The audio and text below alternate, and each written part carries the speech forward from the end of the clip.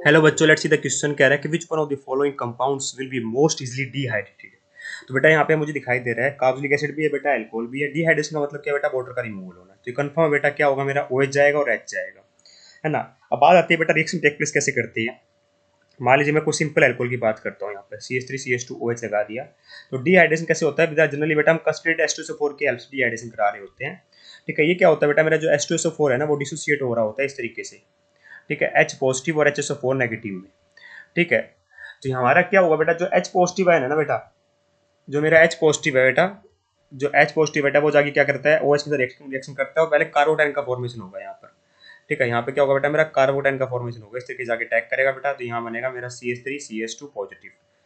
ठीक है, अब क्या होगा बेटा, मेरा HSO4 negative that is conjugate base जाके क्या करेगा, इस हाइड्रोजन को अपसेट करेगा।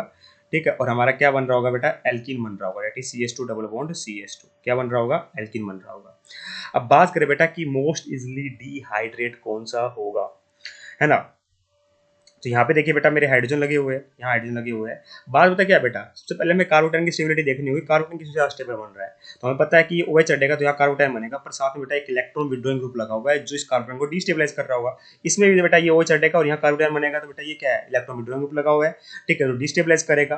कार्बोटाइन को स्टेबिलिटी कम मिलेगी जब इलेक्ट्रॉन डोनेटिंग ग्रुप हो। ठीक है, या फिर कोई इलेक्ट्रॉन विड्रॉइंग ग्रुप ना लगा हो। पर इस केस में देखो बेटा, ये हटेगा तो यहाँ पे बनेगा, इस साइड से प्लस आई लगेगा बेटा, इस साइड से प्लस आई लगेगा, C डबल बॉन्ड बेटा डायरेक्टली अटैच नहीं है, नेक्स्ट कार्बन पे नहीं, जैसे बेटा इन दो ऑप्शन में था।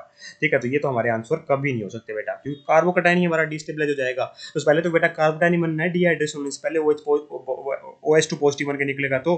ठीक है, तो वही इंटरमीडिएट हमारा, जब तक वो इंटरमीडिएट स्टेबल नहीं होगा तो रिएक्शन प्रोसीड कैसे करेगी।